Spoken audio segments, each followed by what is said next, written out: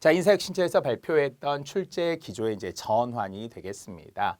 자, 첫 번째 2025년부터 암기식 구급 공무원 국어 영어 시험 바뀐다. 아까 이미 큰 제목 속에 그대로 있었고요. 자, 그래서 어떤 변화가 있느냐? 기존에는 암기식, 암기 지식 중심이었다면 직무 능력 중심으로 개편하고 민간 채용과 호환하겠다라고 이야기 분명히 했습니다. 공시생이 취준생들과 공통적으로 결국 공부하는데 부담을 2배로 하지 않도록 역시 NCS 문제 또는 그 이외에 뭐 역시 삼성 인적성 검사들 아니면은 여러 기업들의 시험들, 공사 시험들 아니면은 다양한 뭐 민간 기업들의 시험들도 있는데요. 그런 사기업들, 공기업들 준비하시는 문제 유형과도 비슷하게 활용할 거다라고 예시 문제를 공개한 겁니다. 자, 국어 과목에서는 기본적인 국어 능력 있어야 한다는 거죠. 그래서 역시 독해, 읽고 푸는 거, 간단한 핵심 내용 문제, 이해 문제, 일치 문제, 적용 문제 이런 것들 당연히 있을 거고요. 역시 이해, 추론, 비판이라는 이 3가지 영역이거든요. 가장 기본적인 것은 이해, 사실적 사고를 바탕으로 합니다. 자, 그리고 확대하여 추론적 사고. 역시 이번 시험 문제에서도 추론이라는 단어 자체, 추론이라는 문제가 공식적으로는 2문제가 나왔지만 그리고 7급의 국가직의 피센 문제에서는 4문제가 나와요. 추론이라는 단어가 명시적인 거고. 하지만 명시적인 추론 말고도 빈칸 추론이라고 하죠. 영어에서도 많이 이야기합니다. 그래서 네모의 문제, 이번에도 3문제 또는 2문제 이렇게 7급 시험에도 빈칸 추론 이렇게 3문제씩 나오고요. 이번에 우리 예시 문제에서도 2문제 이상이 네모, 빈칸으로 또 출제가 되었단 말이죠. 그래서 굉장히 유사한 방식으로 확대되고 있다. 그리고 비판에 관한 문제들도 역시 마찬가지겠죠. 핵심 주장과 관련된 핵심 근거를 찾아서 결국은 주장과 근거가 타당한지 적절한지 논리적으로 모순은 없는지 결여된 거는 없는지 확장, 과장, 비약되는 건 아닌지 이런 것들 우리가 잘 따져봐야 되는 거예요. 자, 이런 사고력을 검증한다라고 했습니다. 자, 그래서 국어의 신유형이라는 것은 지금 이야기했던 3가지 피셋의 언어 논리, NCS 평가, 수능 문제가 결합된 방식일 것이다 라고 했어요.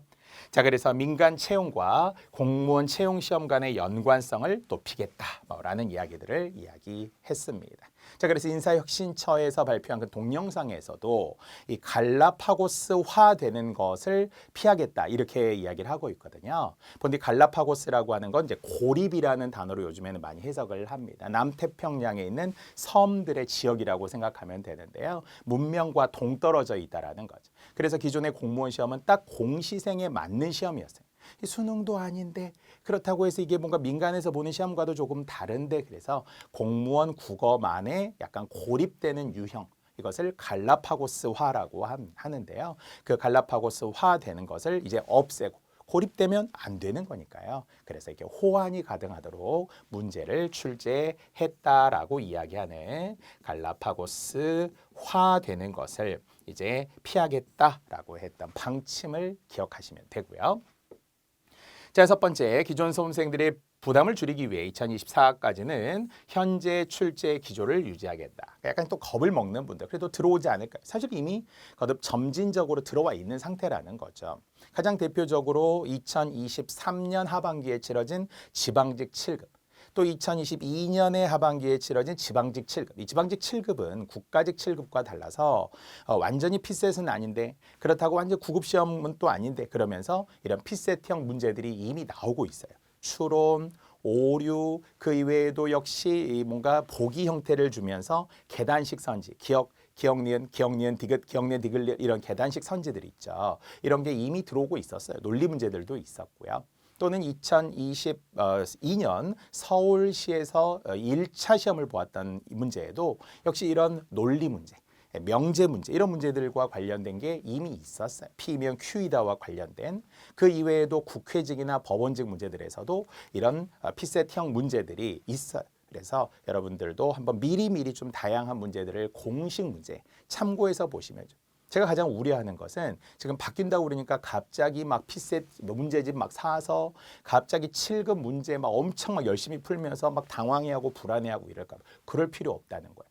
2024년을 준비하시는 분들은 이미 기존에도 국가직 9급 시험, 또 지방직 서울시 9급 시험에도 이미 약간 논리 문제 그리고 이런 독해 문제들은 강화되고 있었잖아요. 추론 문제는 뭐 이제는 필수였고. 그래서 그 기존 문제대로 보시는 게 좋고요. 아니면 지금 이 발표된 예시 문제, 20문제를 정말 꼼꼼하게 또 한번 풀어보고 또 출력해서 깨끗한 시험지로 또 한번 풀어보면서 유형을 간단하게 익히는 것은 좋지만 너무 막 5급 행시, 7급 국가직 필세, 갑자기 막 NCS 책 사보고 이럴 필요는 없다라는 거예요. 자, 현재까지 2024년도까지는 그대로 현재 출제 기조를 유지할 것이고 자, 새로운 출제 기조는 2025년부터 인사혁신처가 출제하는 국가 지방직 9급 공무원 공채 시험 및 지역 인재 9급 시험에 적용이 될 것이다. 여기서 주목해야 될 것은 뭐냐?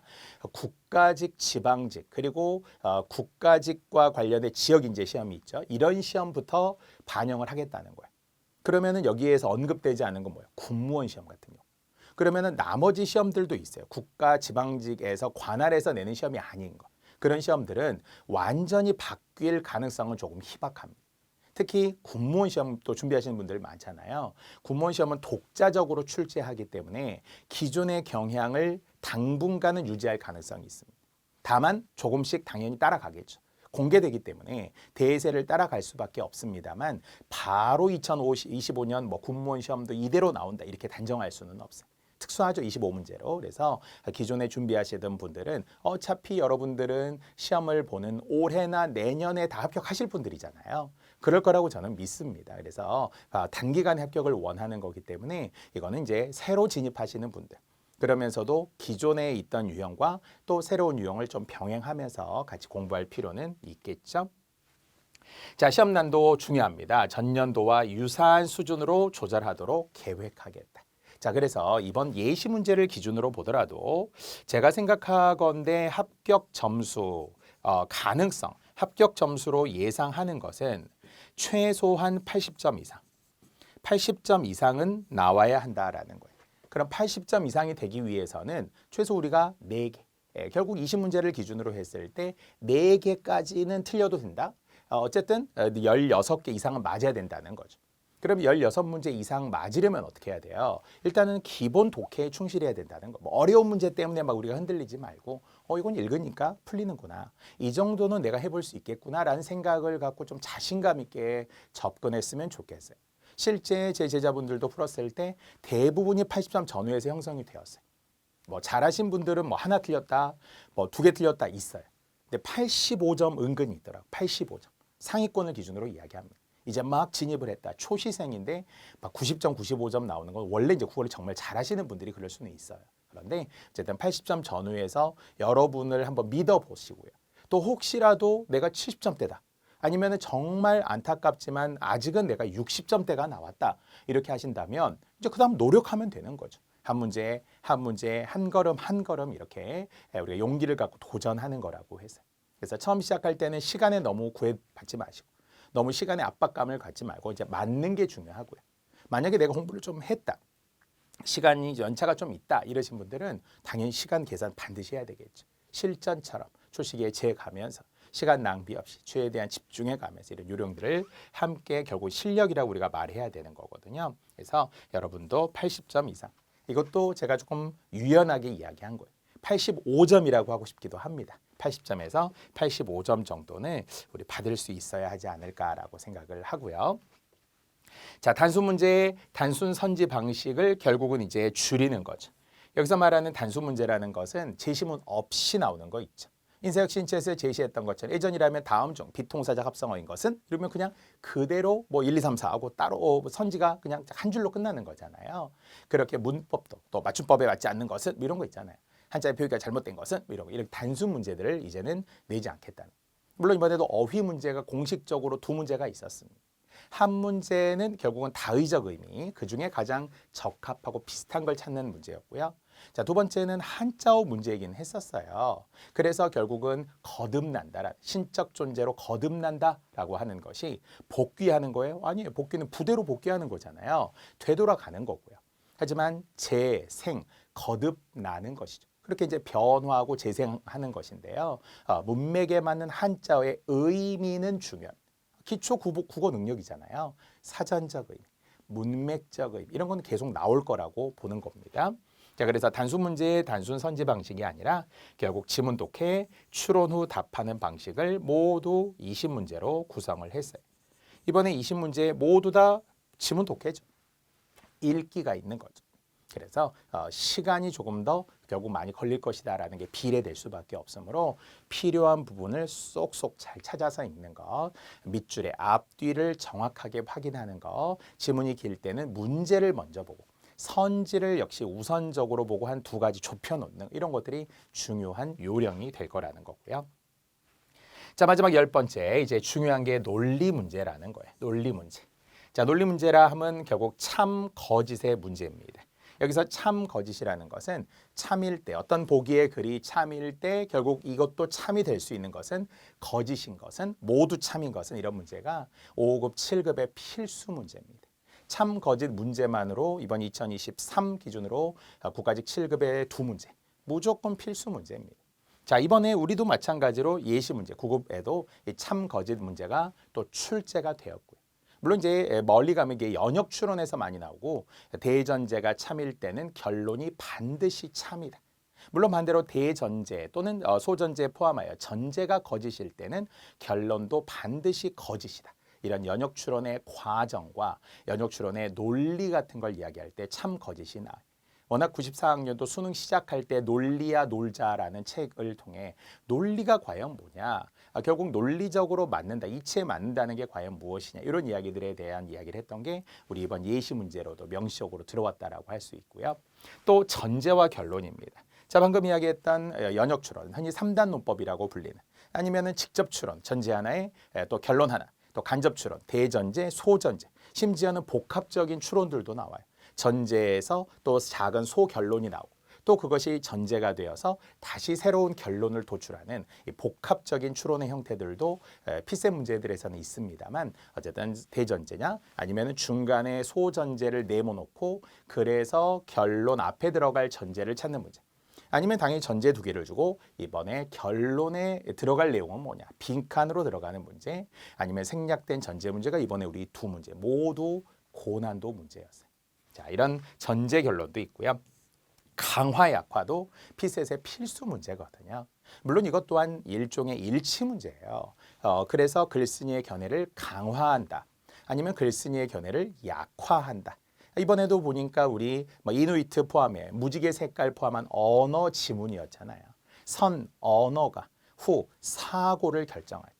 대체로 우리가 언어학자들이 동의하는 거예요. 어떤 언어를 사용하느냐에 따라서 세계관이, 가치관이 결정이 되는 거거든요. 그래서 결국은 언어의 중요성을 말하고 언어의 선제의 선결 조건을 이제 이야기할 때인데요.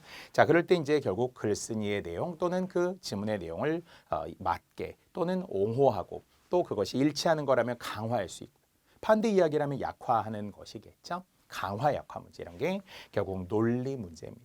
자, 그래서 우리는 뒤에서도 다시 P면 Q이다로 시작하는 수학에서 가장 기본적인 집합과 명제, 이 명제 관련 이야기. 고등학교 교과서로는 수학 교과서 1학년 2학기 단원이거든요. 이 집합과 명제 부분, 그 명제와 관련된 명제 추론, 기초 논리학과 관련된 이런 게 이제 조금 추가되었어요. 그 문제 우리가 이번 20문제 중에서도 가장 집중해야 할 세 문제가 있습니다. 자, 이게 바로 이 논리 문제. 그리고 세트형 문제가 좀 추가되었다. 자, 기존의 국가직, 지방직, 구급시험에서는 이런 세트형 문제가 거의 나오지 않았어요. 물론 국회직이 있어요. 법원직이 있어요. 군무원은 이미 있었어요. 수능은 기본적으로 세트형 문제죠. 최소 한 문제, 두 문제, 세 문제 정도 이렇게 이제 세트형 되어 있는데, 자, 이제는 세트형 문제이기 때문에 두 문제씩 묶여 있는 것이, 두 문제씩 묶음으로 나와 있는 것이 결국 세트 3개가 이제 공개가 된 거예요. 총 6문제가 그렇다는 거죠. 자, 좋다면은 어떤 거예요? 세트 한 지문만 읽으면 두 문제를 해결해요. 예상하는데 하나는 쉽고 하나는 어려워요. 하나는 쉬운 것은 그 부분, 기호에 집중하면 돼. 이번에 어휘 문제가 두 문제 있었잖아요. 아니면 지시하는 대상 관련 문제가 있었죠. 기호가 붙어있기 때문에 짧아요. 하지만 전체 글에 관련된 문제, 추론 문제, 역시 이해 문제 이런 거 있겠죠. 그래서 역시 세트형 문제가 있다는 거는 조금은 시간을 줄일 수는 있는데요. 다 맞아야죠. 안타까운 건 하나 맞고 하나 틀리고 이러면 안 되겠죠. 그래서 이러한 출제 기조의 전환을 10가지로 정리해 드리면서 실제 이번 예시 문제와 관련해서 이야기해 드렸습니다.